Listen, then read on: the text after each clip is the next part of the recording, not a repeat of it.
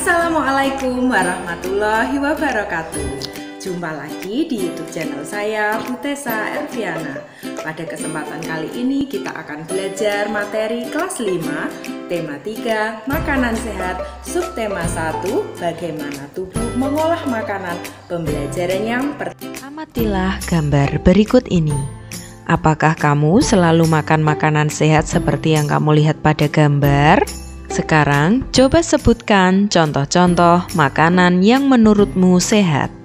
Makanan yang sehat, contohnya makanan pokok, buah-buahan, sayuran, telur, ikan, dan daging. Sekarang coba sebutkan kriteria dari makanan yang sehat.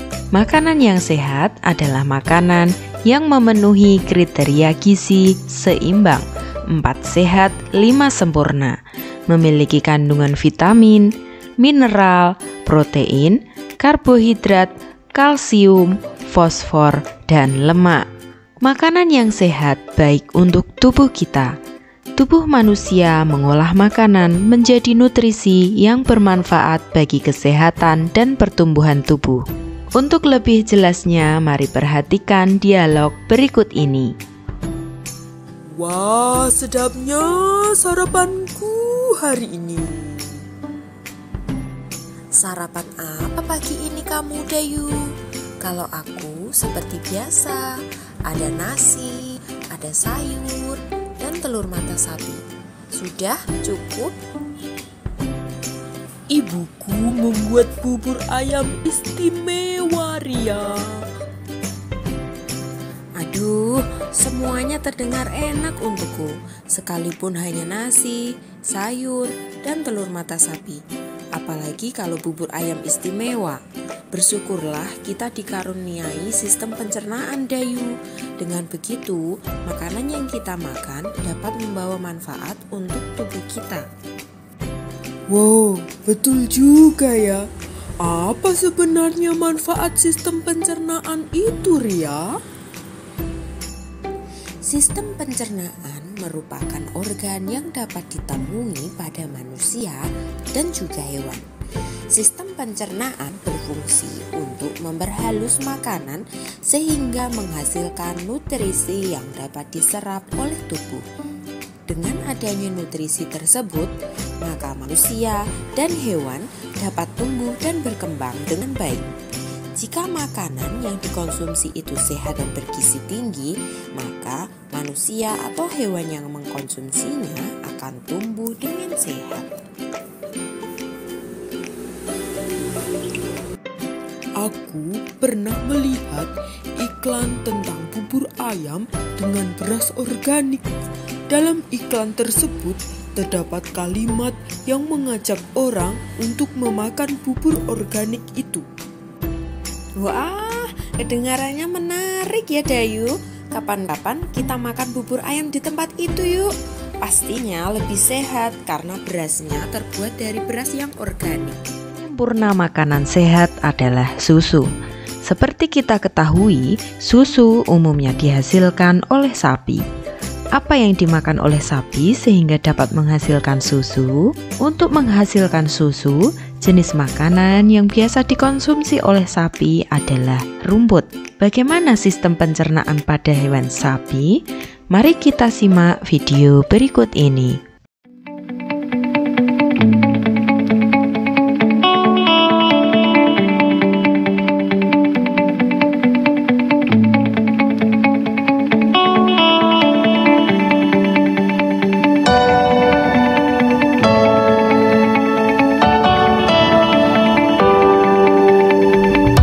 Ruminansia adalah kelompok hewan mamalia yang biasa memamah atau memakan 2 kali yang dikenal dengan hewan memamah biak.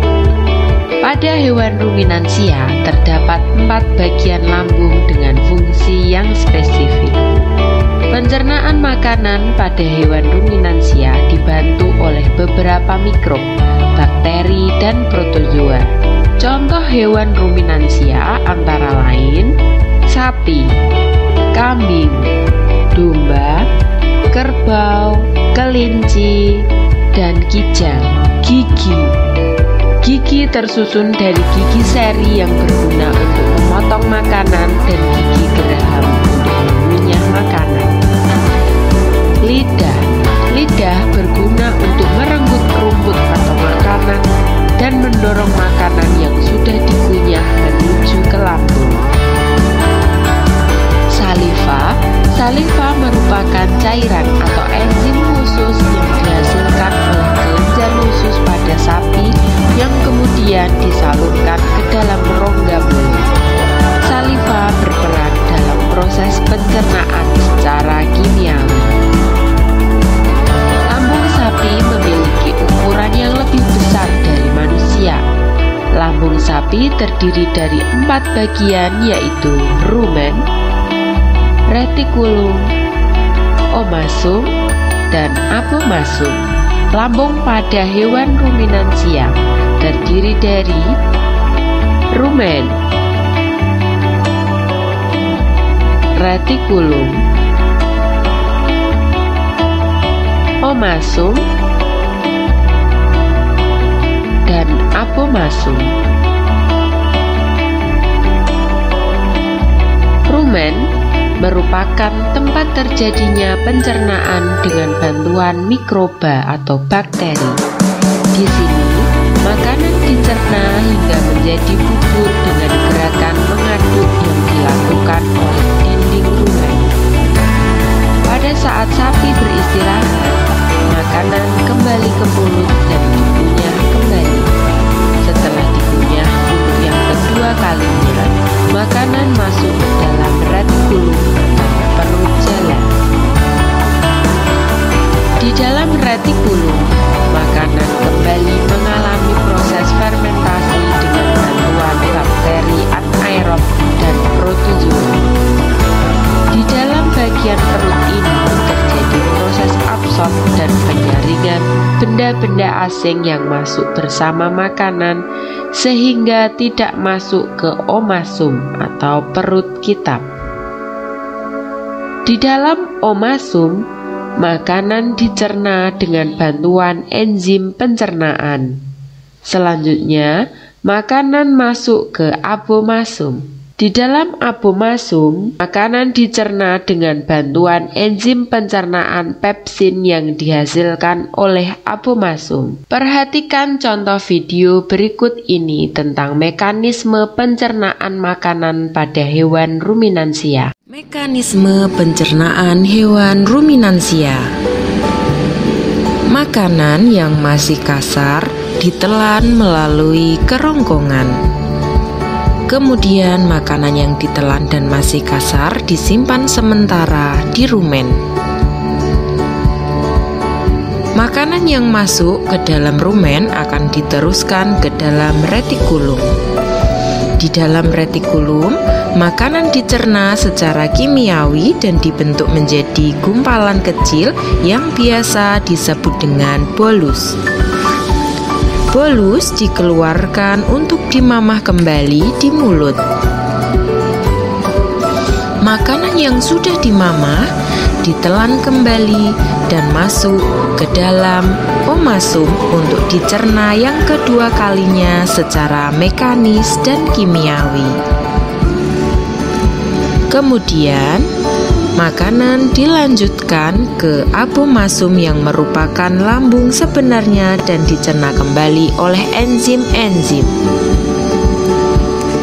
Setelah itu, makanan menuju ke usus halus untuk diserap sari-sari makanannya dan diedarkan ke seluruh tubuh.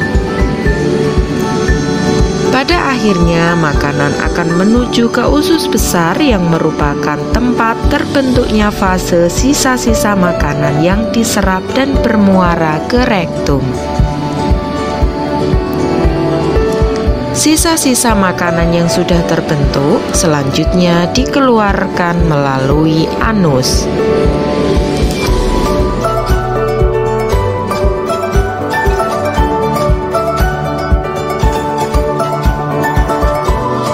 Nah, demikian tadi pembelajaran kita pada tema 3 subtema 1 pencernaan hewan ruminansia. Sekarang mari kita simpulkan bersama-sama bahwa pada lambung hewan ruminansia terdiri dari 4 bagian, yaitu rumen, retikulum, omasum, dan abomasum. Tetap belajar dan sampai jumpa di pembelajaran berikutnya.